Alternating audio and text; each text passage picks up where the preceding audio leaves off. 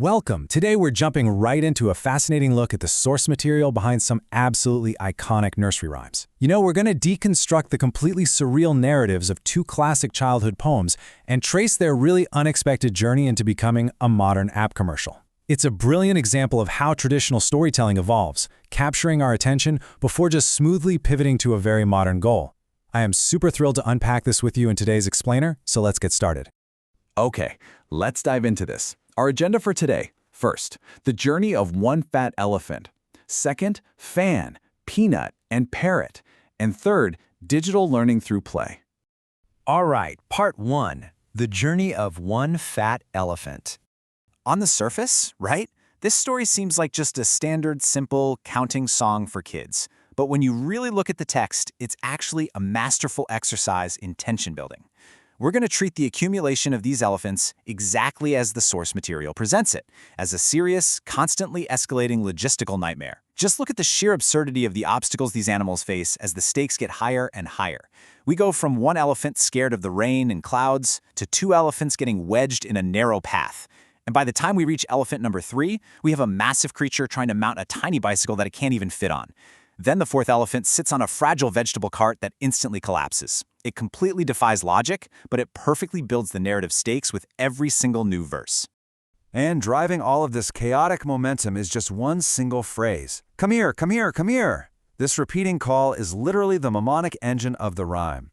Every single time an elephant gets into trouble, they desperately gesture for reinforcements, completely hooking the listener as the herd just continues to grow in the face of these ridiculous traps. So this builds to an absolute narrative climax. All five fat elephants have now gathered together only to fall into the ultimate trap. They're entirely stuck in a trick net set by a laughing monkey. The tension is at its absolute peak here. 5 massive animals caught in one snare with a monkey just mocking them. But thankfully, we get a joyful, triumphant resolution. They don't stay trapped. Working together, the 5 elephants break right through that laughing monkey's trick net. They immediately transition from a state of pure panic to celebrating, swaying, and dancing together. It's such a fantastic end to a tense journey, deeply reinforcing the value of teamwork and unity to overcome obstacles. Moving right along to part 2, fan, peanut, and parrot. We are totally shifting gears here from an outdoor wildlife adventure to what is essentially a highly surreal, dreamlike domestic lullaby. The source material uses a completely strange cause and effect logic that makes it absolutely fascinating to analyze as a piece of storytelling. Get this, the inciting incident of this entire poem is completely absurd. The peanut has no nut. Think about this for a second. A sleeping child gets hungry, is brought peanuts, and they turn out to be empty. And because of this, because of a bad peanut, the family immediately disowns the uncle. They declare, "We are not your uncle." To redeem himself, this poor uncle is forced to travel all the way to the city of Coda just to fetch a parrot. It's a hilarious and utterly bizarre core conflict. Now, this poem brilliantly illustrates the hallmarks of the oral storytelling tradition. In verse 1, a boy named Aja is sleeping under the fan, and by the end of the verse, the uncle is singing a song to the newly acquired parrot. But by verse 2, things shift in a very dreamlike way. Actually, scratch that. It's more of a total flip. Now, Muni is sleeping, a character named Vijay brings the peanuts, and there's a total role reversal at the end. The parrot is now singing the song to the uncle. These slight dreamlike character variations keep you slightly off balance, but entirely engaged. And that brings us to part 3, digital learning through play.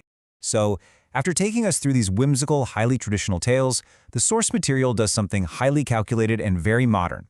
It reveals that these captivating poems are ultimately acting as marketing funnels for a digital education platform.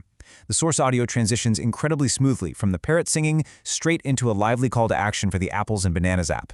Suddenly, the viewer is invited to play stories and songs, solve puzzles and games, learn English and math, and explore colors.